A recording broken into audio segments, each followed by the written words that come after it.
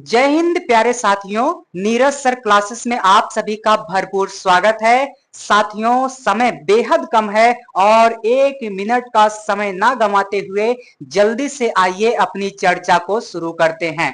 तो साथियों, जैसा कि आप सभी को पता है कि हम लोग जो है एमए की पढ़ाई कर रहे हैं। एमए में भी जो है हम लोग हिंदी विषय को देख रहे हैं और हम लोग जो है चौथा सेमेस्टर पढ़ रहे हैं।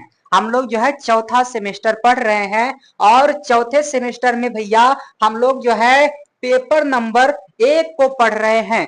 पेपर नंबर 1 को पढ़ रहे हैं और पेपर 1 का नाम है बच्चे आधुनिक हिंदी। आधुनिक हिंदी आलोचना आलोचना मान्यताएं व प्रमुख वाद। यानी कि पहले पेपर का नाम है आधुनिक हिंदी आलोचना मान्यताएं वह प्रमुख वाद। समझ में आई बच्चा? आगे बढ़ेंगे, आगे बढ़ेंगे। आगे यहां आप देखोगे कि यह आपका पेपर कोड हो जाएगा। क्या हो जाएगा बच्चे? यह आपका पेपर कोड हो जाएगा। और बच्चे यहां देखोगे तो ये दूसरे पेपर का कोड हो जाएगा और ये दोनों पेपर जो है अनिवार्य है। इसको जो है हमें अनिवार्य रूप से इसका पेपर देना है। तो पहले पेपर का नाम हो जाएगा बाबू, पहले पेपर का नाम हो जाएगा आधुनिक हिंदी आलोचना मान्यताएं एवं प्रमुखवाद। क्या हो जाएगा बच्चे? आधुनिक हिंदी आलोचना मान्यताएं एवं प्रमुखवाद। तो ये हमारा पहला पेपर हो जाएगा और हमारा दूसरा पेपर हो जाएगा बच्चे हिंदी नाटक एवं निबंध। और बच्चे इन दोनों में से हमें किसी एक का चुनाव करना होगा और इसमें समझ लीजिए हम लोग इसका चुनाव कर लेते हैं तो ये हमारे जो है तीसरे पेपर के रूप में हो जाएगा।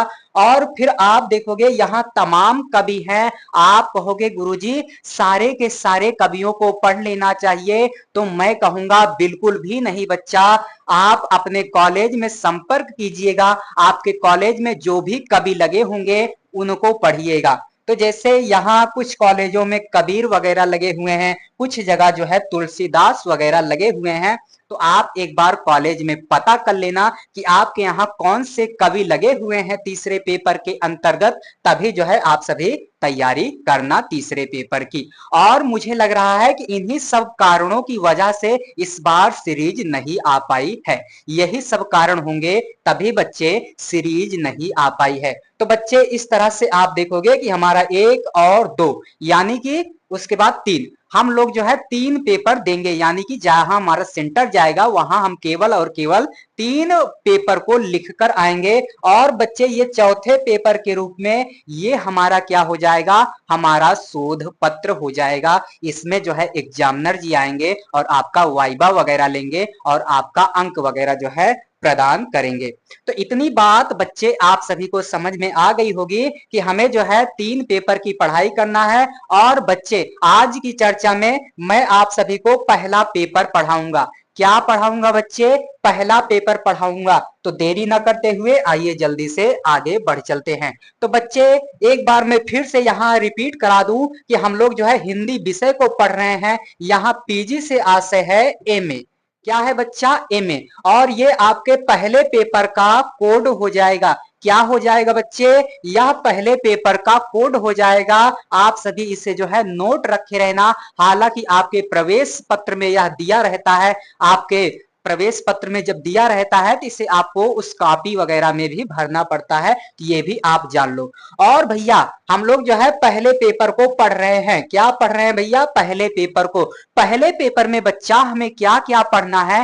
पहले पेपर में हमें किन चीजों का अध्ययन करना है उसको सबसे पहले हमें जानना है। तो आपको यहां दिख रहा होगा कि इस पाठ्यक्रम से आलोचना के अर्थ, आलोचना के स्वरूप, आलोचना की परिभाषा, आलोचना के प्रकार एवं उनकी विशिष्टताओं से तथा हिंदी आलोचना के उद्भव और विकास यात्रा को छात्र भली भांति समझ पाएंगे। यानी कि पहला पेपर अगर कोई बच्चा पढ़ रहा है, पहला पेपर किसी को पढ़ाया जा रहा है, तो वह इसीलिए पढ़ाया जा रहा है कि बच्चा जो है इन सब चीजों से अवगत हो पाएगा।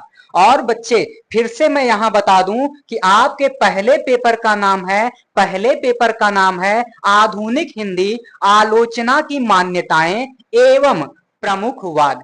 तो बच्चे ये आपके पहले पेपर का नाम हो जाएगा और आपको जो है 3 इकाई इसमें पढ़ना होगा। कितनी इकाई पढ़ना होगा बच्चे? 3 इकाई पढ़ना होगा। पहले इकाई में आप देखोगे, पहले इकाई में आप देखोगे तो आलोचना का अर्थ बताना रहेगा, स्वरूप बताना रहेगा, आलोचना के प्रकार को बताना रहेगा, आलोचना की विशिष्टताओं को बताना रहेगा। तो साथियों आज की चर्चा में हम लोग पहली इकाई को पूरी तरह से अच्छी तरह से पढ़ लेंगे, समझ लेंगे, जान लेंगे।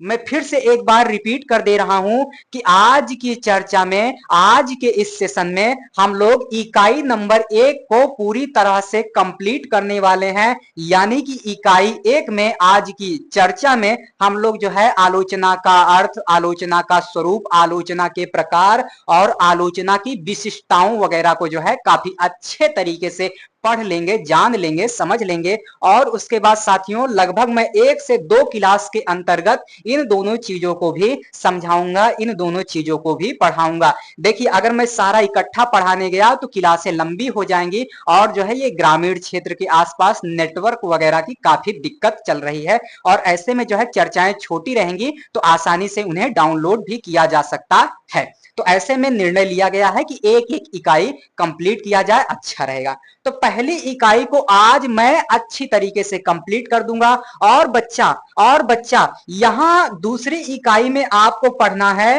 हिंदी आलोचना का विकास। हिंदी आलोचना का विकास कैसे कैसे हो रहा है तो हम लोग जो है आचार्य रामचंद्र शुक्ल जी को जो है केंद्र बिंदु मानकर, आचार्य रामचंद्र शुक्ल जी को केंद्र बिंदु मानकर उनके पहले का पढ़ेंगे और उनके बाद की आलोचना के विकास को पढ़ेंगे। तो बच्चे इसको जो है हम लोग अगली चर्चा में पढ़ेंगे। और साथियों तीसरे इकाई में हम लोग पढ़ेंगे कि हिंदी के प्रमुख आलोचक और उनकी आलोचनात्मक दृष्टि। यानी कि हम लोग जो है तीसरे इकाई के अंतर्गत कुछ आलोचकों को पढ़ेंगे और उनकी आलोचना के क्षेत्र में क्या कैसी दृष्टि रही उसको हम लोग जानेंगे। और आप यहीं देखोगे आचार्य रामचंद्र शुक्ल जी को, हजारी प्रसाद द्विवेदी जी को और आचार्य नंद दुलारे वाजपेयी जी को और डॉक्टर नगेंद्र जी को, डॉक्टर रामविलास शर्मा जी को और डॉक्टर नामवर सिंह को। अगर साथियों मोटा मोटी देखा जाए तो हम लोग जो है जब दूसरी इकाई को कंप्लीट करेंगे तो लगभग लगभग जो ये आलोचक दिए गए हैं इनकी भी चर्चा अच्छी तरीके से यही कंप्लीट हो जाएगी। तो हम लोग जो है अगर यहां इन सब की चर्चा कंप्लीट हो जाएगी तो हम लोग जो है तीसरी इकाई को नहीं पढ़ेंगे। अगर यहां मुझे लगता है कि आप सबकी चर्चा नहीं कंप्लीट हो पाई है तो मैं तीसरी इकाई को जो है काफी अच्छे तरीके से पढ़ाऊंगा, एकदम समझा समझा के पढ़ाऊंगा। और आप मार्केट में चले जाना, चाहे जहां चले जाना, इतने सरलतम अंदाज में आपको कहीं भी नहीं मिलेगा। आप कोई किताब भी उठा लेना, यहां तक कि जो पीले पन्ना वाली सीरीज आती है उसको भी उठा लेना, इतने सरलतम अंदाज में वहां भी नहीं समझाया होगा। तो बच्चे इतना आप सभी ने जान लिया, इतना आप सभी ने समझ लिया। जब इतना आप सभी जान लेते हो, इतना आप सभी समझ लेते हो तो साथियों अब जो है हम अपनी असल कहानी को शुरू कर रहे हैं। हम अपनी असल कहानी को शुरू कर रहे हैं। तो सबसे पहले भैया यहाँ हेडिंग दिया गया है, क्या दिया गया भैया? यहाँ हेडिंग आपका दे दिया गया है, यहाँ हेडिंग आपका दे दिया गया है कि आलोचना का अर्थ। आलोचना का अर्थ क्या? आलोचना का अर्थ केवल बुराई करना ही होता है? कुछ लोगों के मन में यह भी सवाल आ रहा होगा कि सर आलोचना का मतलब होता है बुराई करना। आलोचना का मतलब जो है सीधा सीधा यही होता है कि बुराई करो। तो भैया किस तरह से बुराई करो, कैसे करो, वह सब चीजें जो है हम लोग अच्छी तरीके से पढ़ने वाले हैं, समझने वाले हैं। तो हम लोग इस समय देख रहे हैं आलोचना का अर्थ। तो सबसे पहले आप सभी को इसका स्क्रीनशॉट लेना है और जैसे ही मैं पीछे हट जाया करूं बच्चे, जैसे ही मैं पीछे हट जाया करूं वैसे तुरंत ही आपको जो है क्या करना है? स्क्रीनशॉट ले लेना है। क्या करना है बच्चे? स्क्रीनशॉट ले लेना है। तो आइए देखते हैं हिंदी आलोचना का अर्थ। हिंदी आलोचना का अर्थ तो हिंदी साहित्य के विभिन्न रूपों का गहराई से मूल्यांकन और विश्लेषण करना क्या है? आलोचना है। तो आपको समझ में आ गया होगा कि आखिर आलोचना क्या है। आलोचना का मतलब होता है कि हिंदी साहित्य के जो विभिन्न रूप हैं, जैसे नाटक हो गया, निबंध हो गया, कहानी हो गया, कविता हो गया, उपन्यास हो गया, रेखा चित्र वगैरह हो गया, तो जितने भी हिंदी साहित्य के रूप हैं उनको जो है गहराई से उनका मूल्यांकन किया जाता है और विश्लेषण किया जाता है। किसके अंतर्गत? तो आलोचना के अंतर्गत। और यहां आगे देखोगे कि इसमें रचनाओं की सौंदर्यात्मक, वैचारिक, सामाजिक और सांस्कृतिक दृष्टियों से जांच की जाती है। तो जांच किस आधार पर की जा रही है इसको भी आप देख सकते हो। इसे इस प्रकार से समझो कि जैसे आप सभी को मान लो सब्जी बनाना है, तो सब्जी बनाने के लिए आप क्या करोगे? आलू खरीदोगे तो आलू को पहले चेक करोगे कि भैया कहीं आलू सड़ा वड़ा तो नहीं है। गोभी खरीदोगे तो देखोगे कि गोभी में जो है किलुआ वगैरह तो नहीं पड़ा है। आप जो है सोयाबीन खरीदोगे तो सोयाबीन को पहले चेक करोगे कि सही है या सही नहीं है। तो उसी प्रकार से जो है आलोचना भी है। हिंदी आलोचना का अर्थ होता है कि हिंदी साहित्य के जो विभिन्न रूप हैं, चाहे कविता हो गया, चाहे कहानी हो गया, चाहे नाटक हो गया, चाहे अन्य हो गया, तो इसका क्या किया जाता है? आलोचना के अंतर्गत बाबू गहराई से इसका क्या किया जाता है? मूल्यांकन किया जाता है, मूल्य को आंका जाता है और इसका जो है विश्लेषण किया जाता है। इसमें जो है इसमें रचनाओं की सौंदर्यात्मक, वैचारिक, सामाजिक और सांस्कृतिक दृष्टियों से जांच की जाती है। तो वही आलू और सब्जी वाला उदाहरण हम लोग फिर से लेंगे कि जैसे आप आलू खरीदने जाओगे तो उसको जो है चेक करोगे कि ताजा है या बासी है। तो चेक कैसे होगा? उसको देख के पता चलेगा। अगर जो है वो अच्छा खासा दिख रहा है, धूप वगैरह नहीं लगी होगी तो अच्छा खासा दिखेगा। तो सौंदर्यात्मक जांच के हिसाब से आप समझ जाओगे कि आलू जो है अच्छा है। फिर वैचारिक है ना, वैचारिक तो आप जो है दिमाग वगैरह लगाओगे कौन सी आलू खानी चाहिए, लाल पहाड़िया वाली खानी चाहिए या सफेद वाली आलू खानी चाहिए। फिर सामाजिक यानी कि समाज वगैरह में, बाजार वगैरह में किस आलू की ज्यादा डिमांड है, तो उसी आधार पर भैया सब्जी के आधार पर आप इसे समझ सकते हो, है ना। तो आशा करता हूं कि मैंने जो है साग सब्जियों भाजी के माध्यम से आलोचना आपको समझा दिया, है ना। आलोचना आपको समझ में आ गई होगी। अगर नहीं समझ में आई बच्चा तो आप सभी को क्या करना है? कमेंट करना है। क्या करना है? कमेंट करना है। आप सभी को जो है फिर से एक बार समझा दिया जाएगा, फिर से एक बार बता दिया जाएगा। हालांकि अगर नहीं समझ में आया होगा तो मैं एक बार फिर से समझा दे रहा हूं कि हिंदी आलोचना का अर्थ होता है हिंदी साहित्य के विभिन्न रूपों का गहराई से मूल्यांकन और विश्लेषण करना। समझ में आई बात? आलोचना का मतलब क्या होता है? तो आलोचना का मतलब यह होता है कि हिंदी साहित्य के विभिन्न रूपों का गहराई से मूल्य आंकना और जो है उसका विश्लेषण करना। और आप देखोगे विभिन्न रूपों में, चाहे कविता हो गई, चाहे कहानी हो गई, चाहे संस्मरण हो गया, चाहे रेखा चित्र हो गया, चाहे उपन्यास या नाटक हो गया, तो इसका जो है हम लोग गहराई से मूल्य आंकन करते हैं और जो है इसका विश्लेषण करते हैं। और इसके लिए जो है हम लोग रचनाओं की सौंदर्यात्मक और वैचारिक और सामाजिक और सांस्कृतिक दृष्टियों से जांच करते हैं, यानी कि बहुत आधारों पर जो है जांच करते हैं, परख करते हैं, तब जो है आलोचना माना जाता है। तो इतना भैया आप सभी को समझ में आ गया होगा। जब इतना आप सभी समझ लेते हो बच्चा तो आगे बढ़ेंगे। आगे यहां आप देखोगे कि अगर सीधे शब्दों में कहा जाए तो मान लीजिए कि पहला जो उदाहरण मैंने दिया, यानी कि मैंने जो आपको ये सब समझाया, अगर ये सारा कुछ नहीं समझ में आता है तो आप जो है सीधे शब्दों में समझ जाइए। सीधे शब्दों में आप जो है चीजों को समझ लीजिए। यानी कि सीधे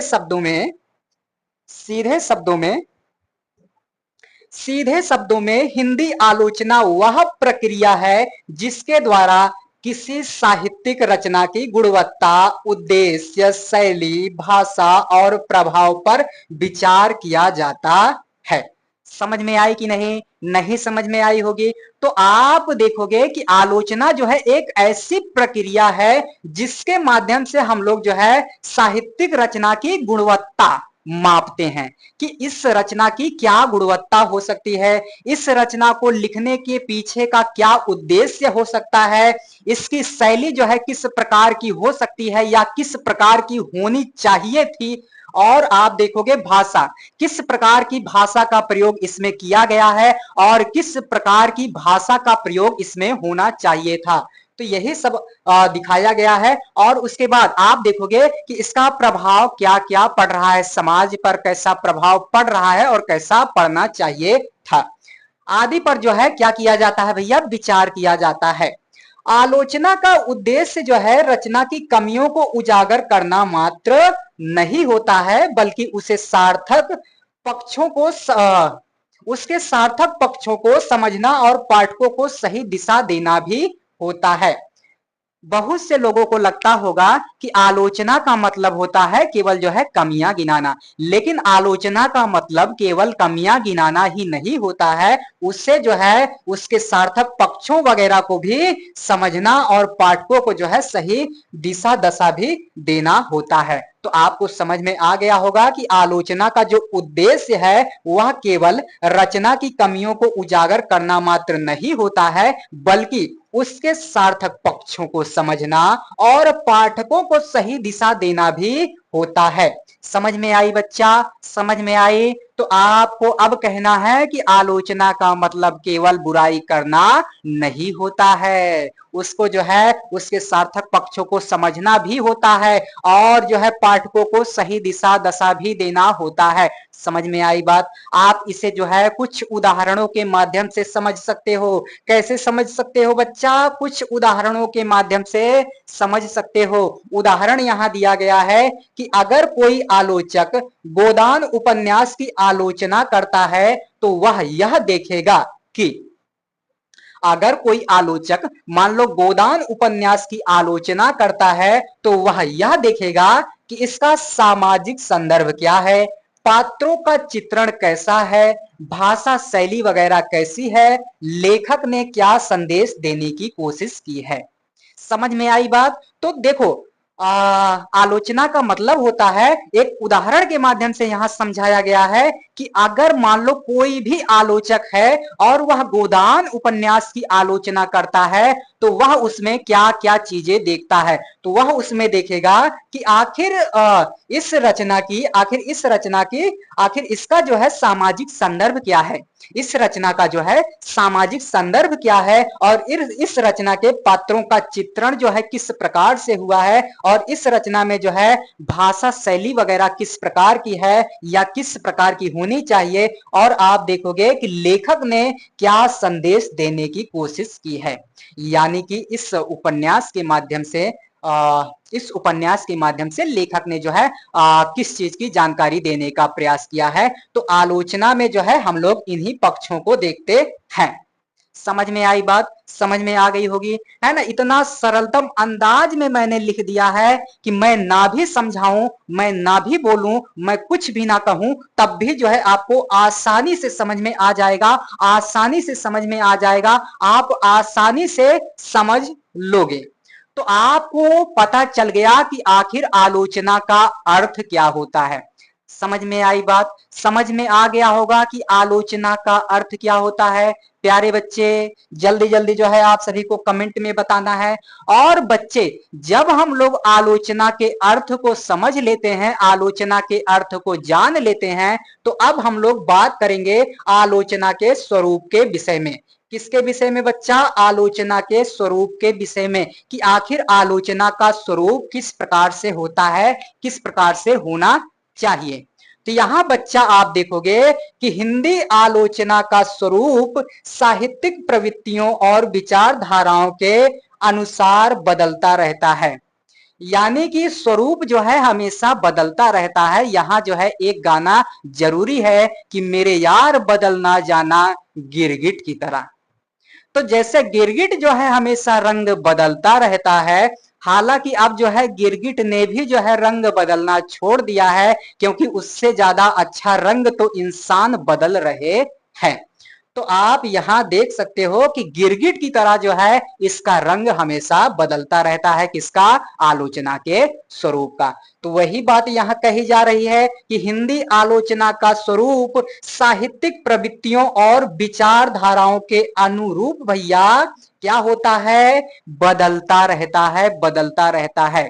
समझ में आई बात? समझ में आ गई होगी। तो स्वरूप भैया हमेशा बदलता रहता है। इसका स्वरूप जो है बहुआयामी और विकसित होता गया है। हिंदी आलोचना ने विभिन्न दृष्टिकोणों को अपनाया है, जैसे शास्त्रीय, सौंदर्यवादी, समाजोन्मुखी, मनोवैज्ञानिक, मार्क्सवादी और स्त्रीवादी।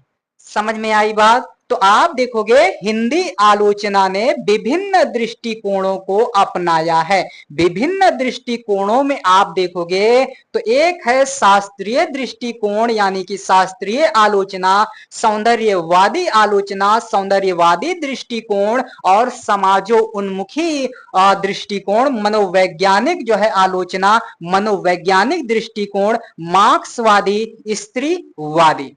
इतनी बात आप सभी को समझ में आ गया। तो अब जो है शास्त्रीय आलोचना जो है कैसे होती है उसको हम लोग जो है पढ़ लेते हैं, उस पर जो है हम लोग एक दृष्टि डाल देते हैं।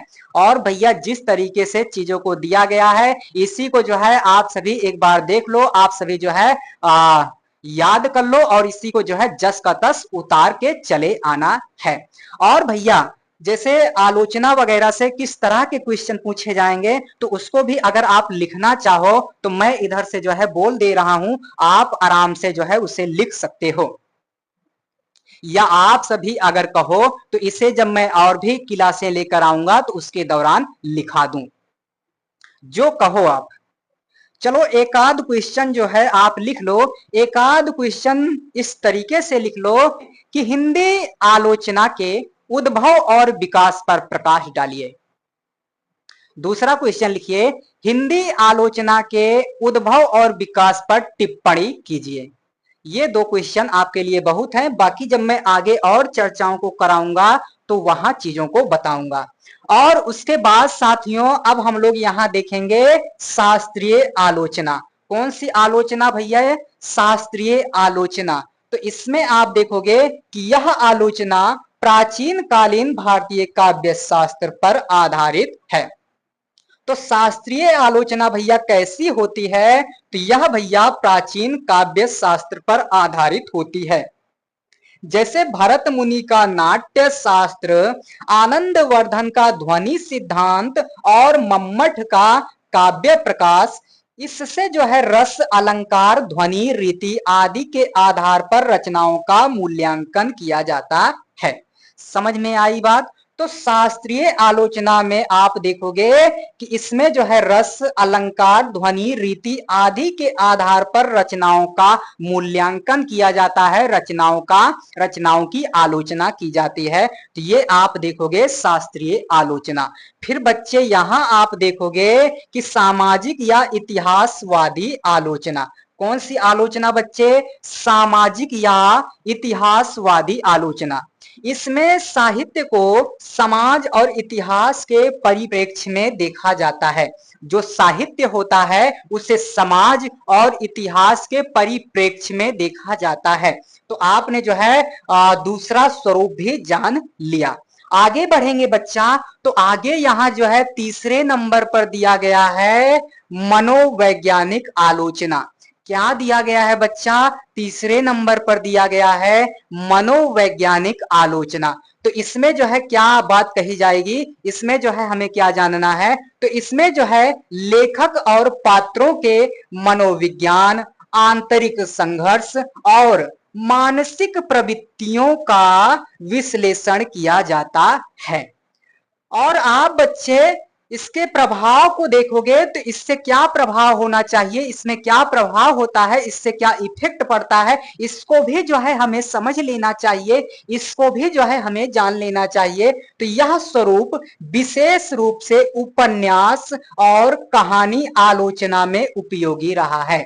तो मनोवैज्ञानिक आलोचना जो है यह उपन्यास और कहानी की आलोचना करने में उपयोगी सिद्ध हुआ है, उपयोगी रहा है।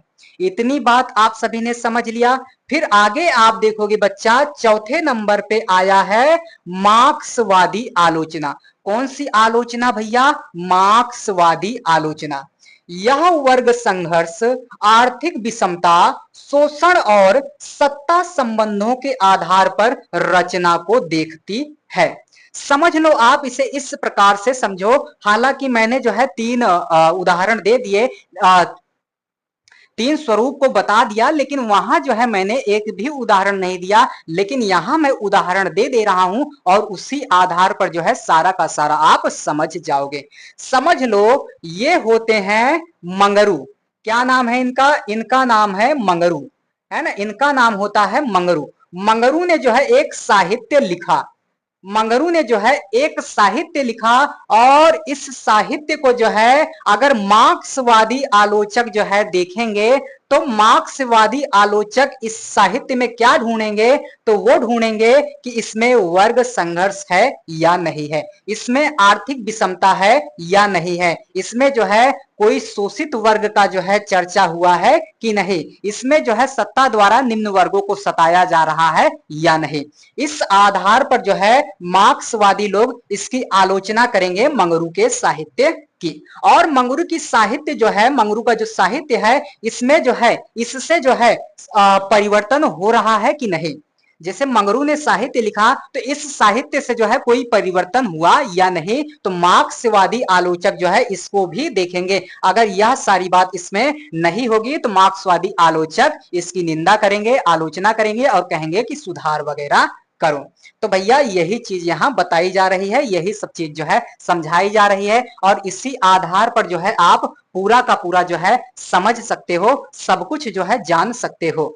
और आगे भैया आप देखोगे स्त्रीवादी आलोचना। क्या भैया? स्त्रीवादी आलोचना। यह आलोचना स्त्री दृष्टि से साहित्य का मूल्यांकन करती है। इसमें पितृसत्ता, लैंगिक असमानता और स्त्री की पहचान जैसे विषयों को जो है केंद्र में रहते हैं, यानी कि ये सारे विषय जो है केंद्र में रहते हैं। और भैया छठा जब आप देखोगे, तो छठा है सौंदर्यवादी या आत्ममुखी आलोचना। इसमें क्या होता है? तो इसमें भैया रचना की कलात्मकता, भाषा की लयात्मकता, प्रतीकों और शैली को महत्व दिया जाता है। साहित्य को कला के लिए कला की दृष्टि से देखा जाता है। तो भैया सौंदर्यवादी आलोचना जो है किस प्रकार की होती है, कैसी होती है, इसको जो है आप सभी ने समझ लिया। जब बच्चे इतना आप सभी समझ लेते हो, तो आइए जो है हम लोग आलोचना के प्रकारों के विषय में बात कर लेते हैं। क्या बच्चे? आलोचना के प्रकारों के विषय में हम लोग बात कर लेते हैं। तो आलोचना के प्रकारों में आप देखोगे लल्ला, तो पहला हो जाएगा शास्त्रीय आलोचना, सामाजिक आलोचना, ऐतिहासिक आलोचना, मनोवैज्ञानिक आलोचना, मार्क्सवादी आलोचना, स्त्रीवादी आलोचना, सौंदर्यवादी आलोचना, उत्तर आधुनिक आलोचना, सांस्कृतिक आलोचना, पाठक आधारित आलोचना, संरचनावादी आलोचना, उत्तर संरचनावादी आलोचना। समझ में आई बात? इसे जो है आप 3 से 4 बार अगर देख लेते हो, तो आपका जो है आलोचना के प्रकार आसानी से कंप्लीट हो जाएगा, आसानी से समझ में आ जाएगा। तो एक बार मैं फिर से दोहरा दे रहा हूं कि आलोचना के कितने प्रकार होते हैं। तो लगभग यहां 12 प्रकार आपसे दिए गए हैं। शास्त्रीय आलोचना है, सामाजिक आलोचना है, ऐतिहासिक आलोचना है, मनोवैज्ञानिक आलोचना है, मार्क्सवादी आलोचना है, स्त्रीवादी आलोचना है, सौंदर्यवादी आलोचना है, उत्तर आधुनिक आलोचना है, सांस्कृतिक आलोचना है, पाठक आधारित आलोचना है, संरचनावादी आलोचना है और उत्तर संरचनावादी आलोचना है। इतना भैया जब आप सभी समझ लेते हो, तो आगे बढ़ते हैं। आगे अब हम लोग बात करने वाले हैं आलोचना की विशिष्टता। यहां आप देखोगे कि आलोचना की क्या क्या विशेषताएं होती हैं, उसको हमें जानना है। क्या जानना है भैया? आलोचना की विशिष्टता को जानना है। तो आलोचना की अगर विशिष्टताओं को हम लोग देखेंगे, तो वह निम्नलिखित प्रकार की होती है। क्या भैया, निम्नलिखित प्रकार की होती हैं। तो यहां लिखा गया है कि आलोचना की विशिष्टताएं यानी कि विशेषता निम्नलिखित प्रकार की हैं। निम्नलिखित रूप से हम इन्हें देख सकते हैं, समझ सकते हैं, जान सकते हैं। भैया पहला यहां दिया गया है मूल्यांकनात्मक दृष्टि, यानी कि रचना की साहित्यिक गुणवत्ता का विश्लेषण करती है। यहां भैया आप देखोगे तार्किकता, यानी कि आलोचना में जो है मूल्यांकनात्मक दृष्टि होनी चाहिए, तार्किकता होनी चाहिए, दृष्टिकोण की स्पष्टता होनी चाहिए, और आलोचना में क्या क्या होना चाहिए, तो रचनात्मकता होनी चाहिए, पाठक का जो है मार्गदर्शन वगैरह होना चाहिए। तो तार्किकता के अंतर्गत आप देखोगे तो विचारों का प्रस्तुतिकरण जो है तर्क और प्रमाणों पर आधारित होना चाहिए या होता है। दृष्टिकोण की स्पष्टता को आप देखोगे तो आलोचक किसी विशिष्ट सिद्धांत या दृष्टिकोण के आधार पर विश्लेषण करता है। और रचनात्मकता में आप देखोगे तो आलोचना केवल प्रतिक्रिया नहीं बल्कि रचनात्मक विचार भी प्रस्तुत करती है। फिर आप देखोगे भैया 5वें नंबर पर कि पाठक का मार्गदर्शन। तो पाठकों को जो है साहित्य को समझने और उसका सही मूल्यांकन करने में सहायता करती है। समझ में आई बात। तो पाठक का मार्गदर्शन किस प्रकार से करती है आलोचना, तो पाठकों को जो है साहित्य को समझने और उसका सही मूल्यांकन करने में सहायता प्रदान करती है। फिर बच्चे आगे देखोगे तो यहां छठे नंबर पर दिया गया है, छठे नंबर पर दिया गया है कि आलोचना जो है समय के अनुरूप साहित्य को देखने की दृष्टि क्या करता है, प्रदान करता है। क्या कहा जा रहा है कि आलोचना जो है समय के अनुसार साहित्य को देखने की दृष्टि प्रकट करता है, प्रदान करता है। जैसे आप देखोगे कि आज से बहुत साल पहले की फिल्मों को देखोगे तो जैसे मान लो खाने के लिए रोटी नहीं होता था, फिल्में बनती थी रोटी। मान लो जो है पहनने के लिए कपड़ा नहीं होता था, फिल्में बनती थी कपड़ा। मान लो किसी विशेष आधार पर जो है फिल्मों को बनाया जाता था तो नाम लिखा जाता था काला पत्थर। लेकिन आज अगर आप देखोगे तो आज हमारे यहां संपन्नता है, तो फिल्में किस तरह की बन रही हैं, मारधार वाली। यानी कि जैसा देश वैसा भेष, तो जिस प्रकार का समाज होगा वैसे ही जो है फिल्में आएंगी। तो वही बात जो है लगभग लगभग समानता को समेटे हुए यहां वही बात कही जा रही है। फिर भैया यहां आप देखोगे कि बहुआयामी विश्लेषण, यानी कि रचना के भाषा, शिल्प, विषय, विचार, सामाजिक प्रभाव आदि सभी पक्षों का जो है विश्लेषण करती है। और उसके बाद 8वें नंबर पर यहां दिया गया है भैया कि साहित्य और समाज का सेतु, यानी कि आलोचना जो है वह साहित्य और समाज के सेतु का काम करती है। क्या करती है भैया, तो आलोचना जो है साहित्य और समाज का सेतु निर्माण करने में कार्य करती है, सहायता प्रदान करती है। तो इसमें आप देखोगे कि साहित्य को सामाजिक, सांस्कृतिक और ऐतिहासिक संदर्भों से जोड़ती है। तो आशा करता हूं आज की क्लास जो है आपको बहुत ही अच्छी लगी होगी।